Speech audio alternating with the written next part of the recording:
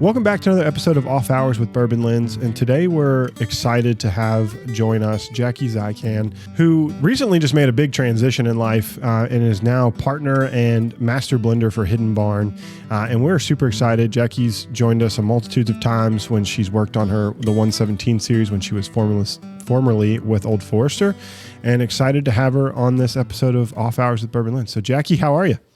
I'm great. How are you? I'm good. I know you are a person that actually enjoys the off hours, even though you work a lot of hours. And you were going, and part of the email that was when we set this up, where it's like, hey, I may be camping when we're doing this. So I do know you like to get out and enjoy that. But first off, how are things with the transition and the new digs at Hidden Barn? Yeah, so it's a completely different setup, right? Like there's no office to go into. There's no like worrying about like doing your compliance training or like I don't know, all this stuff that comes with like the corporate setting. So it's great. It's very, very different. It's a much smaller group, obviously. And so we all wear many, many hats. And day by day, we're just figuring it out. We have a good plan, but I mean, I'm the only, I guess Royce Neely and myself are the only ones that have really come from like the brand side of the whiskey industry, as opposed to like the other side of the fence, the consumers and all of that stuff. So it's interesting because as you go through the process, you realize how much you actually do know that you didn't realize you knew. And I don't know, it's just been a nice discovery for sure. Oh, definitely. And I can imagine like going from a corporate setting where you had at Old Forester into, and being a small business owner, right? That transition's got to be difficult. I recently personally made a transition from a large Louisville-based company into a small 250 life organization. So going from 50,000 employees down to 250 is a big difference. Yeah. So I know when you're going down from where you were to, 4 folks, that's a big big difference. Yeah, it's a big shift, but I was at a point where I was really ready for it. So I haven't necessarily viewed it as like, of course there's struggles, there's challenges, and there's things that pop up last minute where you're like, oh crap, I guess we better figure this out. But outside of that, I 100% know I made the right choice. Well, that's exciting. I know we'll miss all the creative things that you had your hands on at Old Forester, and they'll keep on marching. But excited to see what you all do at Hidden Barn and what you all can create with all the whiskey that you all have at your fingertips and the partnerships you've created. So enough about business. Let's talk about the stuff that is, in the off hours. So one of the things, if anyone follows you on Instagram or just, listens to any interview you've ever done, you like to get outdoors. And so hiking and camping is part of you. So like what part of hiking and camping, like, do you like? Do you like the tenting aspect, or do you like the actual hike and going out into the woods or mountains or whatever? Like what's kind of your favorite aspect of the hike? All of those. All of those. Yeah. Yeah, I mean, like growing up, our family didn't go on like Disney vacations and stuff. Like we drove to the state park and went camping and fishing, and like that's what we did. So I mean, it's just been a part of my life from the get-go. But it's interesting, once I moved to Kentucky from Missouri, was that 13 years ago or so? I mean, I was still driving back to Missouri to go camping and floating back there because it was familiar. And like, I don't know, I just hadn't gotten out into Kentucky yet. And admittedly, 13 years ago, I was still really, really struggling with a lot of anxiety. I still do anyways, but it was to the point where like, I can't believe I'm even like saying this, but like, whatever, that's what we're here to discuss, right? Just like whatever random stuff. I mean, there were phases of my life where I couldn't go to a mall by myself because I would have a panic attack. Like it's a very, very intense. Anxiety is terrible. Anyone out there that has anxiety or social anxiety disorder, I feel for you. I do. And so I was terrified to start just like going out into places that I had not been yet in Kentucky by myself, especially. So like, but once you like, you take it like step by step. You go to a campground by yourself. That first night I slept with like my keys, with like my thumb on like the alarm button for my car and like my knife in my, I don't know what I thought was going to happen to me at like a public campground. Like there's other people there, but you never know. And I've definitely as I've gone on, and then slowly it was like, okay, now I'm going to go out of state and camp by myself. Now I'm going to go backpacking and camp by myself. And I've gotten into plenty of situations where I'm like, oh yeah, that's why I was afraid to do this. It's different. I hate throwing this card out, but it just is. Like, I'm a 5'2" female by myself. I don't stand a chance. Like, if some loony comes after me, like, I don't carry a gun. Yeah. I'm just not that person. So like, I don't know. So like, every single time you go out, there's always that fear in the back of your mind. And it's never like bears or snakes or whatever. It's like humans. Yeah. Like you can't get away from like the humans. So yeah, exactly. But yeah, just little by little. And now like I started pushing myself to longer hikes and then higher altitude hikes. And now, you know, I have really planned on doing a lot more of the 14ers this year. I just haven't had a chance to because work has been super, super busy. Yeah. But I'm holding loosely to the goal of doing Denali on my 40th birthday. But I'm also very open to that not happening because anymore. You go out and you're like, why am I doing this? This hurts. Like this, why I could be anywhere else right now. Let me go just like make myself feel like I'm going to die and then be like, it's great. Yeah. I've not done any mountains yet, but that is something I'd like to do because I know it's invigorating, but it's also really challenging. I spent many a times just like in Denver and in the area, like just running at altitude's a lot harder. So I can imagine like climbing the mountains are even more intense. And I love to hike. I love to get outdoors. Red River Gorge here in Kentucky is like my favorite place to get away to. And like my one time where I actually camped overnight was atrocious. I parked 180 feet. Where we parked and where our tent was, it was 180 feet. It had to be 200 feet to not get a ticket. And honest to God. And the park ranger came, knocked on our tent at 6 a.m. and said, hey, you're 180 feet. You needed to be 200 feet away from the parking. So I'm going to write you this $250 ticket. Wow. Oh my God. Yeah. It's just funny to me that like I was out there with a tape measure, like checking on you. Yeah. So that was the worst part, but I love a good day hike or going over to Jumping Rock at Red River Gorge and just jumping into the water and having fun. I got lost for 9 hours in the gorge with like two friends. It was awesome, but it was also like it hurt afterwards. Like I get what you're saying when it hurts because the uneven terrain and like doing things you're not really supposed to doing, like climbing things to get to a certain place because you're like, hey, I need to go that general direction. You just do what you got to do to get back to your car. Yeah, basically. I know. And I love Red River Gorge. And I discovered that area like way too late in my stay here in Kentucky. But that area though, like I gotta say, like just be careful. Anyone going out there.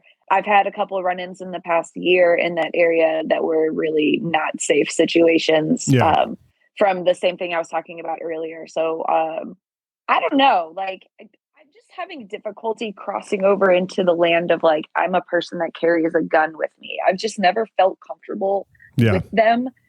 I've shot like 2 in the past like 2 years and I've done pretty well. So I feel like I've got some good beginner's luck, but also I'm like, this doesn't belong in my hands. I just don't feel good about it. So yeah, I'm with you. I'm with you on that. I got my concealed carry permit, like went through it, no problem. And then like never bought a gun. Like, and I've talked about it plenty of times because the world's crazy, right? Like we've, see what's happening on a day-to-day basis. And it's like, man, is that great? But, or do I really want like more violence? Cause I feel like if I have a gun that raises the situation like to a whole new level. So that can be kind of scary. I'm with you on that. Yeah. Yeah. I mean, we could go for days on that topic. Like, I'm not like anti them. It's just that for me personally, I always feel like I'm going to be the person that like trips and it accidentally shoots themselves in the leg or something. Like that's going to be me. I'm that person. I'm maybe not. I'm right there with you. I feel that. And then like, I think it's the added pressure of like having a kiddo. Like I have, like my son's about to turn 3 and I'm like, do I really want to have this around the house? Like you hear all these horror stories too. And I'm like, I know I can do all the right things, but all the right things can still end up in a bad situation sometimes. Totally. And like, but I will say this though, like when I go out and I backpack and it's just me and the dog, like, trust me, like my he's like massive, but he's like the biggest baby of all time. Like he's whatever. I guess if he needs to be, he gets all fired up. But still, if I'm out and I have my son with me, I wish I did have a gun, because it's like, oh shit, it's just me. Yeah, I'm all you have right now in this moment to protect you. Like, is that enough? I don't know. Like, Yeah. what the hell? So, Yeah. I don't know. It's a totally different vibe. By Oh, yourself, it's like, yeah, go out in the middle of the night, walk through the woods in the pitch black. Like, I don't care. Anything out there is not going to mess with you in Kentucky, anyways. Like, I'm not worried.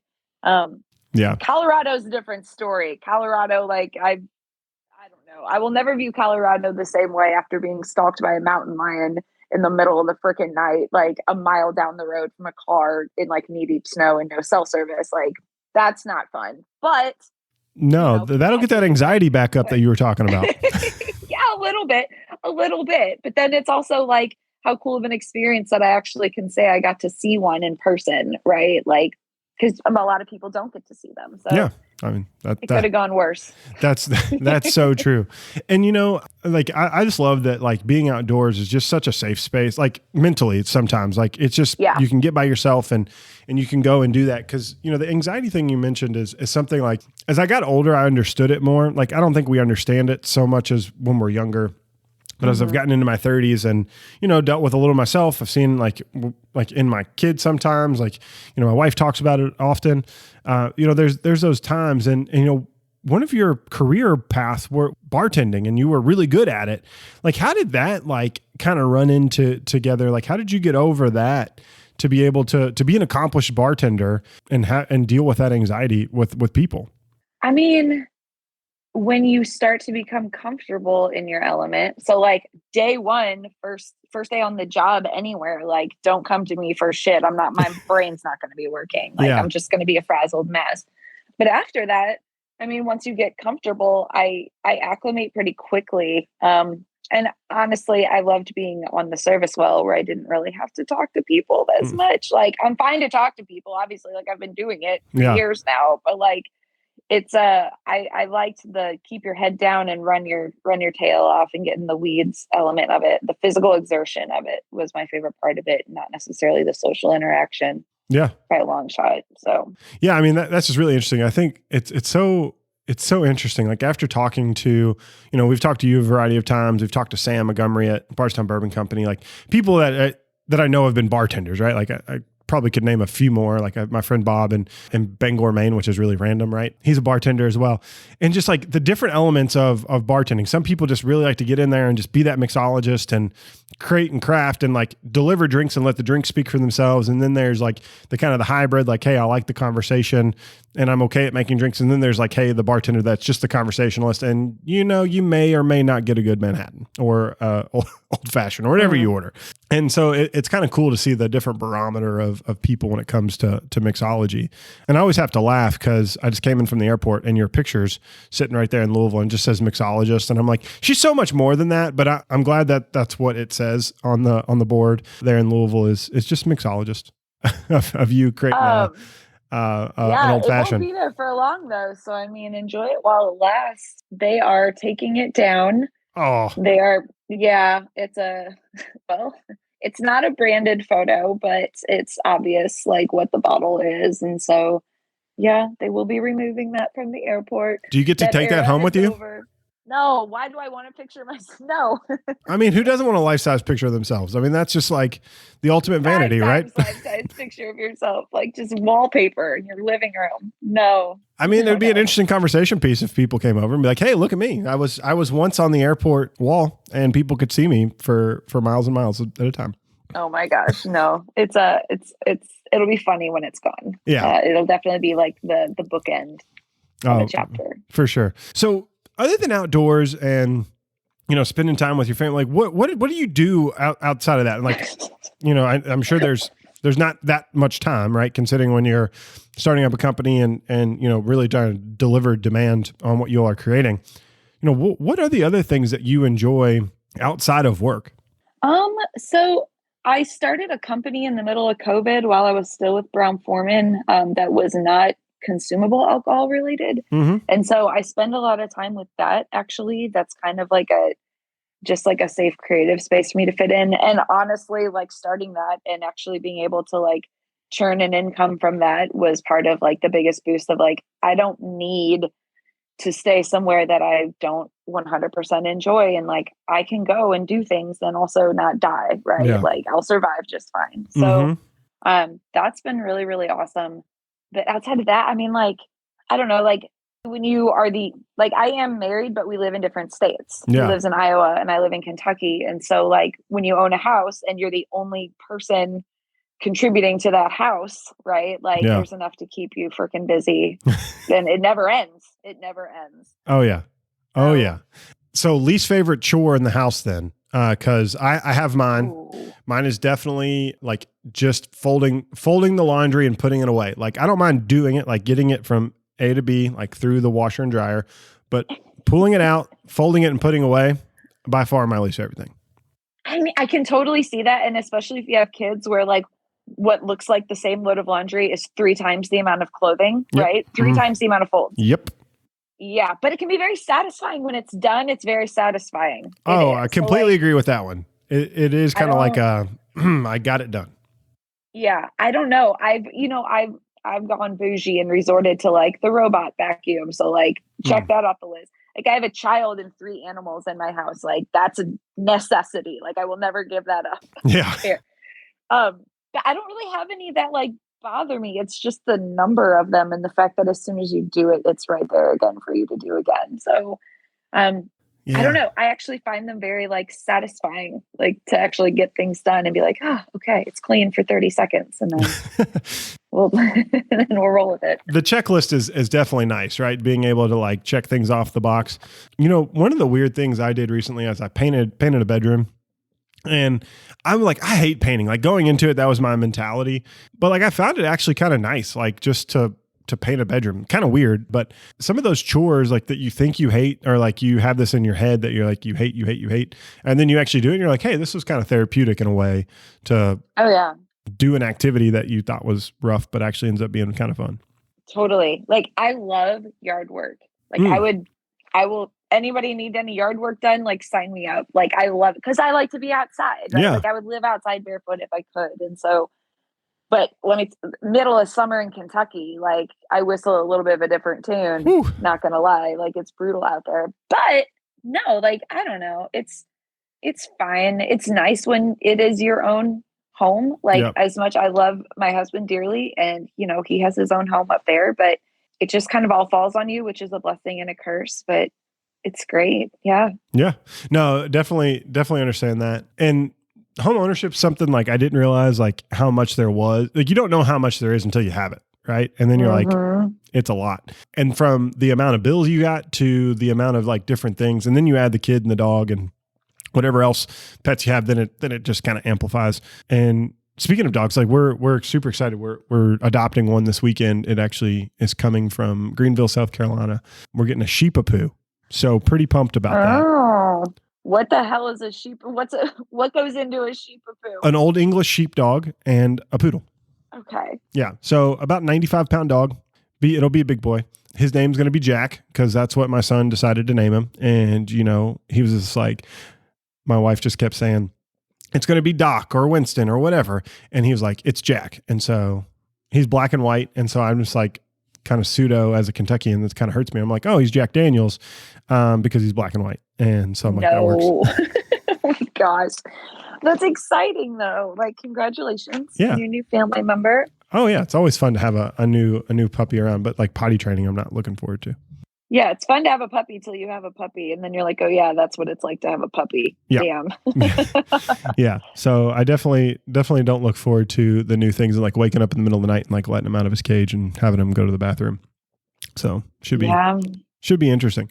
So, you know, we've covered some ground. We've talked about camping. We talked about, you know, overcoming anxiety and things like that. And, you know, housework, just because, you know, we talked about owning a house. You know, for you, like, as you think about this new creative path, like one of the things that I am not, while I can interview people and talk to people, that's a creative in a certain way.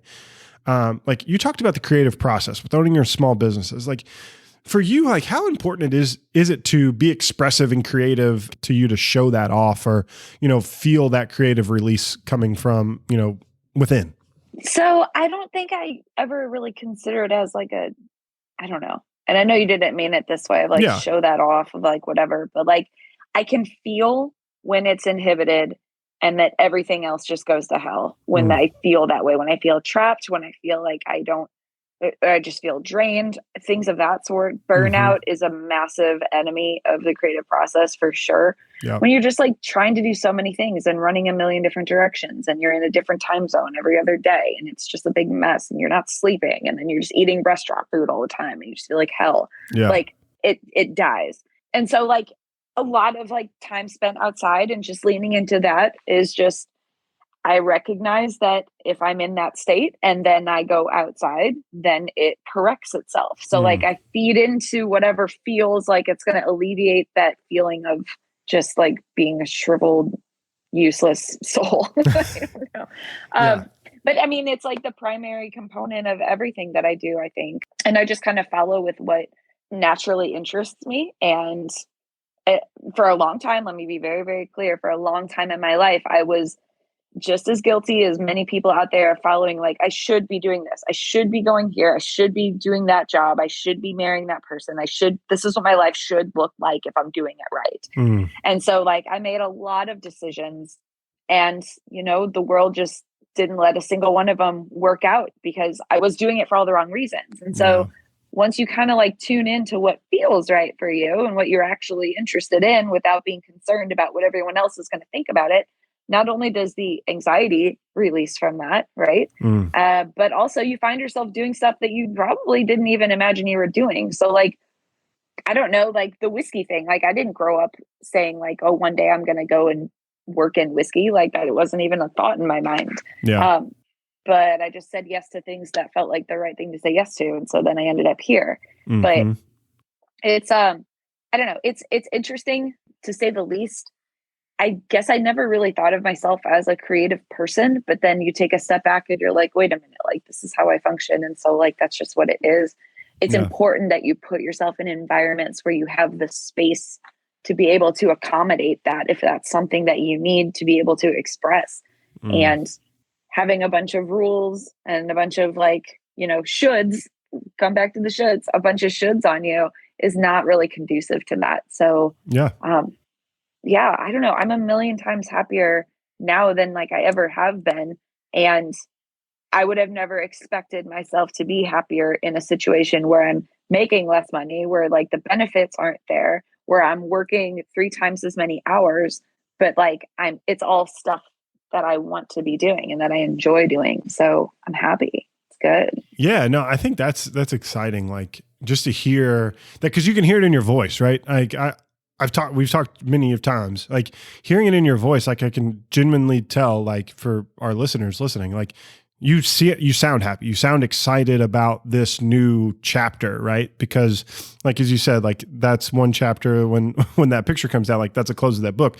Like this is the next chapter and you're writing your own story and you're getting to do your own things, but a variety of different things, right? Like that's exciting just from a outsider looking in to see people that, you know, have done great things, go do their own thing. And that just gets, I don't know, for me, like I love when people succeed and get to do the things that they're successful in, or, you know, create the things that they're going to do. So like for me, like I applaud you and I can genuinely tell, like I think you sound really happy.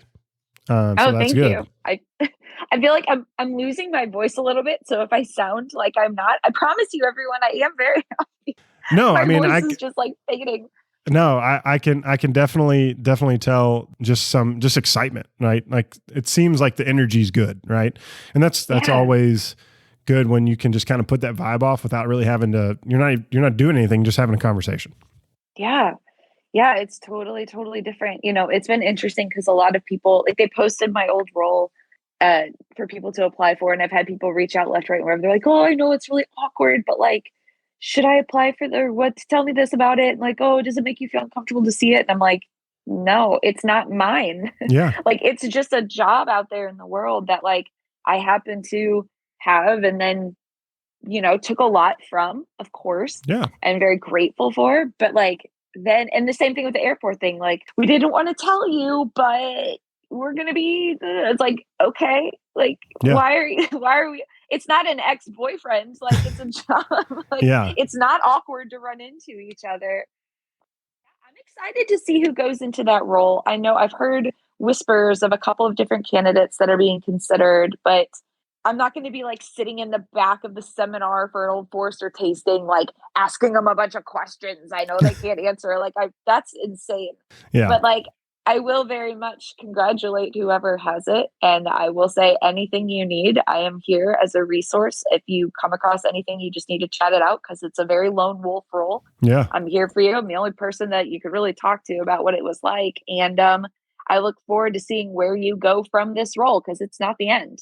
If you're in a role like that, that's not your end. Yeah. You got more to come in, for sure. 100%. Couldn't agree more. Like, I had a lone wolf role at my old company. And so now part of more of a collaborative team effort. So I definitely understand the difference and the nuances with that. And it all has its time. Even if you like the company, or you like the people you work, or you like your job, sometimes you got to just push yourself to go to the next thing and grow and develop as a human, right? That's, we have, like, I'm not talking about evolution, but we evolve as people, right? Like, we continue to grow and develop and mature, and those create different wants and needs in our lives. Mm-hmm. Yeah, absolutely. Yeah. And I think that the idea of, oh, well, you did it right if you stayed in that job for 30 years, it's like, that works for some people. I get it. Some people are very comfortable with that. Totally cool. Some people just aren't. And it doesn't mean that they're not able to commit, or they're not dedicated, or they're not loyal employees. It just means that, like, they're making decisions of what's best for them, which opens up a role for someone that's best suited for that role at that time. It's a beautiful thing. Like, just keep it rolling. Yeah. You know? Oh, I couldn't agree more. And I think that's really exciting, because the industry you're in, right? Whiskey is a very tight-knit community, from the people in the media to the people working on the lines, right? Like, the community gets really close really quick, because there's not many of them. Like, you think about these giant brands, it's really kind of, especially in Kentucky, it's very tight-knit. Once you know, like, let's say I know Jackie, well, then I may know like 5 other people that also are in Jackie's sphere of influence, but like, we end up at a bar and we're all talking to each other, and then you become friends with those 5 people. It goes really quick. And that's the one thing I've appreciated about just kind of being peripheral, like in the media, is that opportunity to get to know you, but then I get to know, 4 or 5 people that also know you. And that actually, because someone knew you, I got to try Hidden Barn on a golf course. Oh, hey, cool. Yeah. So, it's kind of like works out, like how all those things, happen, that, you just never know what you're going to run into. And I think that's the beauty of the space that we're in. Absolutely. No, I agree with you. It is a close-knit community, that's for sure. And it being that, you have to be really mindful of not being a jerk about stuff. You know what I mean? Like, everybody can hear you. Everyone's watching, and you don't know who's going to own your brand one day. So you need to be nice, but I don't know. It's good people. For sure. I got no complaints about it. So, as we close our time here, as we do on every Off Hours with Bourbon Lens episode, we ask our guests this one question: what do you do for the moments in between, or what is the way you escape? The easy answer has been cell phones, but we've also talked about, the ability just to get outside with you. So, like, what would you give as that one piece of advice? To escape. Just work, life, whatever, to recharge. Yeah, honestly. So like, I do love to get outside, but I also have like made I don't know. I'm not just like, oh, I'll go for a walk. Like, I'm going to climb that higher mountain now. Like, I've made like challenges out of it. So it's not always rejuvenating, but I do find that being near water doesn't matter. River, lake, ocean, puddle, doesn't matter. But like, being near water, and I don't have to be doing anything, just sitting. I know it's like, so I don't know. I feel like I just like used like a low hanging fruit answer there, but like, truly, like, just being away from people is what helps me recharge. So maybe if for some people I put my phone away so that they're not constantly being bombarded by other people, or maybe like whatever, but truly like being outside and it's not hot out. That's my good spot. Yeah. So you're getting to your favorite time of year here in Kentucky, right? The fall, as it's getting closer, the mornings are getting a little chillier and the evenings are not nearly as hot or humid. which is exactly a beautiful thing. But I can relate to the water thing. We just got back from the beach and in South Carolina, and just to watch the tide come in and out. Like, we went on a little family walk, and my son was picking up all the shells, and I just kind of stood off, just kind of watching from a distance as him and my wife went on the walk more. And I just kind of like zoned out, and it like made me sleepy. It like, I could feel like a calming effect of that. So I definitely get the whole water thing. You don't have to really be doing anything, just looking at it. Oh, totally. I know. And I know, like, we got to go off, but that is one thing I will say, like, the tide schedule. When I went up to the first time I backpacked by myself out of state without a dog. So like, that was terrifying because I had nothing, up in Maine. There were so many trails that I, of course, ahead of time was like, I'm going to go here. I'm going to do this. I'm going to do that. I'm going to do whatever, blah, blah, blah, et cetera. And then I sprained my ankle day 2. And like, that entire schedule was thrown out. And so the only places and when I went to them and how I got to them were 100% dictated by the tide at the time. And so it was a really cool experience to like, because you are then integrated into the natural rhythms of the environment around you. And it just, it changed everything for me. So I don't know, maybe I'll move to Maine. That sounds like a good place. It sounds like a great place. There's some national parks there, and there's a lot of lobster, and I'm a fan of lobster. I mean, you can't go wrong. No, you can't go wrong at all. And so I'm in for that. Maine is on the bucket list to head there soon. You know, I created like 10 things I wanted to do in the next 5 years. Going to Maine is on the 10 things I want to do. So perfect. Yeah. Well, Jackie, thank you so much for joining us. We like to give our guests just an opportunity to promote any of their businesses or anything that they do, so they can find out more about, yourself or what you're doing. So if you want to take some time to, let our listeners know where they can find out more about Hidden Barn and what else you're doing. Yeah. So hiddenbarnwhiskey.com is the website. You can follow us at hidden_barn on Instagram. So that's fine and dandy. There's some really exciting stuff coming out with that. We're going to keep rolling out releases like continuously, and some surprising things too down the line. So that's good. If you want to support my weird creative side of my other business, that is actually called Odu Oak. It's perfume that is made with whiskey, because I was smelling like whiskey every day anyway, so I might as well, right? So that's ODUOAK, Instagram, and oduoak.com. If you've got a whiskey lover and you need to buy a gift for them coming up in the holidays, just saying, happy to do that. But yeah, otherwise, if you're curious about just like the stupid stuff I do on a daily basis, you can always follow me on Instagram. Yeah. Awesome. Hey, no better way to do it. And we're so glad that you were able to join us. We're so thankful for our listeners that are listening to this episode of Off Hours by Bourbon Lens. Thankful for our sponsor, Off Hours. If you want to know more about them, go to Drink Off Hours on Instagram. If you want to find out more about Bourbon Lens, go over to bourbonlens.com or Instagram, Twitter, and Facebook at Bourbon Lens. And lastly, to culminate the release of these 12 episodes in our mini series with Off Hours, we are going to release a barrel pick with them. There's only 96 bottles that are going to the market. So we're really excited about that. If you have the opportunity, go and buy one of those starting, I believe, when this episode drops on 9/7. So we're really appreciative of your time again, Jackie, and thanks everybody for listening to this episode. Until next time, cheers. Thank you.